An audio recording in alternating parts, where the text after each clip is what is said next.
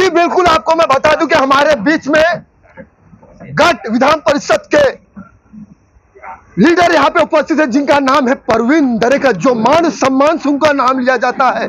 लेकिन आपको बता दूं कि कुछ पल रह गए, 22 तारीख अयोध्या 5 साल से झड़प चल रही थी, लेकिन नाम नहीं लिया जा रहा था। लेकिन अब वो समय आ गया राम अयोध्या के मंदिर को जगमगाते हुए देखने को लिए। लेकिन आपको बता दूं कि जिस तरह से आज प्रवीण भाऊ दरेकर बोरीवली के मागा थाने, अशोक वन, ऐसे कई मंदिरों में जाकर उन्होंने स्वच्छता साफ अभियान किया है, साफ सफाई का। मुझे लगता है वाकई में रामलला का जय जयकार अब देखने सुनने को मिलेगा।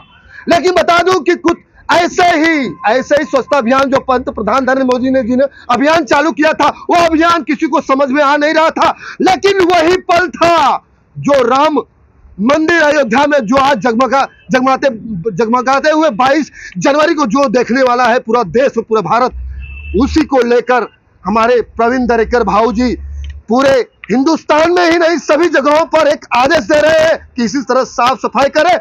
साथ में ही मंदिर ही नहीं, अपने घर के बगलों के परिसर को भी साफ सफाई करते हुए देखने को इनका दिल कह रहा है। लेकिन अब बता दूं कि जिस तरह से उप मुख्यमंत्री देवेंद्र फडणवीस के नक्षत्र पर चलने वाले प्रवीण दरेकर, मुझे लगता है वाकई में अब इनका कुछ संदेश कहीं न कहीं महाराष्ट्र में जगमगाते देखने को मिलेगा राम मंदिर पर। क्या कहना चाहिए? प्रभु श्री राम का मंदिर अयोध्या में हो रहा है, इसलिए हमारे लिए खुशी की बात है। पूरे देश में आनंद, हम दिवाली मना रहे हैं। प्रधानमंत्री नरेंद्र मोदी साहब ने इस देश में स्वच्छता के लिए बहुत अभियान चलाया, स्वच्छ भारत अभियान, और इस देश में पहली बार कोई प्रधानमंत्री हाथ में झाड़ू लेके साफ सफाई के लिए रोड पे उतरा। और हम लोग भगवान, स्वच्छता को ही हम भगवान मानते हैं।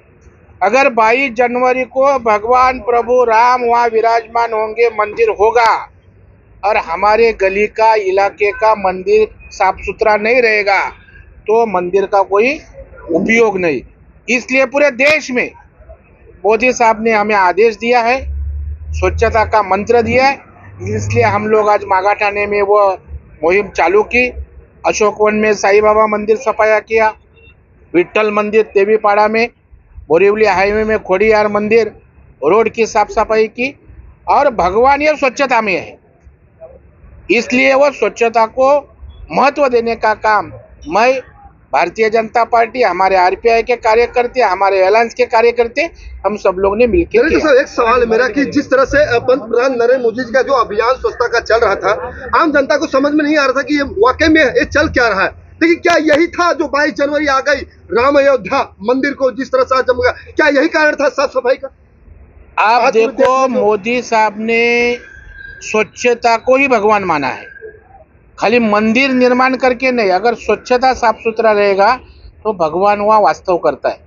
और वो मोदी साहब को हर पल, हर आदमी की पल, समाज, मन उनको समझता है, और इसलिए उन्होंने आदेशित किया, और उसका पालन पूरे देश में हो रहा है, मुंबई में हो रहा है। जैसा कि देवेंद्र जी ने, हमारे नेता ने मुंबा देवी में परसों अभियान किया, आधा घंटा खुद साफ सफाई की, और उसी तरह हमारे सारे नेता हर जगह इसी तरह का अभियान कर रहे हैं। कई जगह हमारे आरपीआई के नेता बुद्ध मंदिर सफाई कर रहे हैं, बुद्ध विहार कर रहे हैं, अठौले साहब जा रहे हैं, हमारे कार्यकर्ता है, और हम मिलजुल के ये सब कर रहे हैं। जी बिल्कुल, भारतीय जनता पार्टी के कई ऐसे मंत्री, सांसद, विधायक लगे हुए हैं। जैसे आप देख सकते हैं कि प्रवीण दरेकर भाऊ जो गट विधान परिषद के नेता है।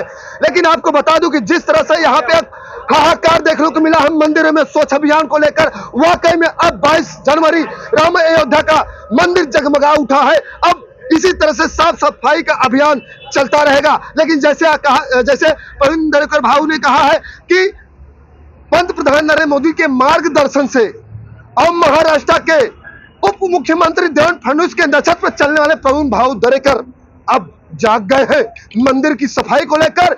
आस-पास पड़ोसियों के घरों को स्वच्छता अभियान को लेकर, परिसर को लेकर कहीं न कहीं गंदगी बदबू ना हो, जहां पे भगवान वास कर सके। ऐसे मैं नहीं, गट विधान परिषद के नेता प्रवीण दरेकर जी कह रहे हैं। धनुधारी यादव की रिपोर्ट।